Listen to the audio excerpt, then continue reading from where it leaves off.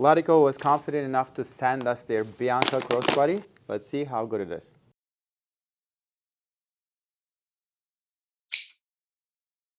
At first glance, I really like the distress, super minimal finish leather they used here. Very soft, naturally milled, pebbled leather. It really goes well with the design in my opinion. The craftsmanship looks okay for the most part. I've seen a couple cleaning issues, like too much glues left over and some yarns, threads, loose threads coming out. They can be cleaned a little bit better. Besides that, the strap is made of too many little parts attached together, kind of like a cost-saving way of doing a strap. Nothing too concerning. Overall, it looks good. Let's dive deep and see what's inside. So this bag doesn't have edge paint or any kind of edge finishing. We call this raw edge. It's the easiest way, but also it's safest going forward. There's no way this is gonna break. It will just develop a shinier patina on the sides too by time. And this entire bag is designed that way, so it kind of fits to overall scheme of rustic style here.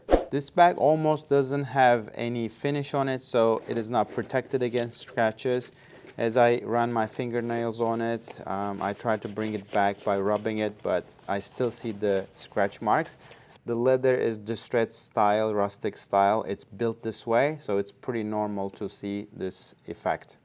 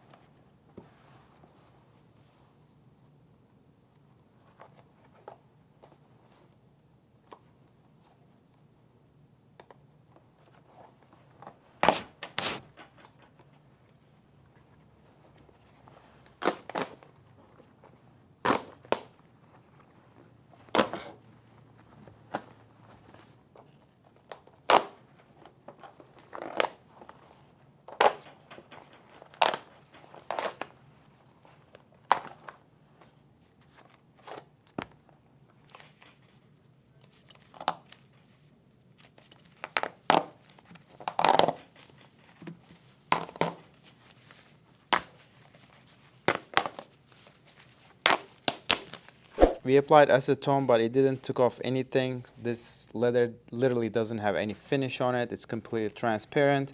And as we can see it here, leather originally looked like this, and they applied some form of wax burnishing after they finished the craft.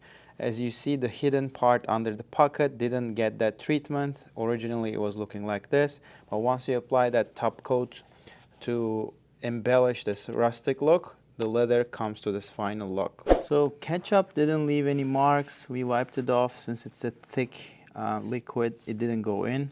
Wine was penetrated, but upon drying, there is super slight discoloration here, almost not noticeable because of already variant coloring on this distress finish. And the water is the same. It soaked the water and then we dried it. There's a little bit of darkening in the watermarked areas. I see about 9 square foot of this pull-up milled cowhide in front of me to make this bag. My leather estimate is around $35. To put the bag together with accessories, which there is not much accessories on it, is another $50. $85 should be enough to make a bag of this sort. It seems like they retail this bag at $220. Given my estimate of $85 to make a bag like this, it seems like a pretty fair pricing, even a good deal in my opinion. I really like the distress looking leathers, as you already know by now. This is a pretty good example of that and fits very well with the design. Overall, put together in a nice way. Not the perfect craftsmanship, but I didn't see any big red flags. In my opinion, this was a pretty good inspection.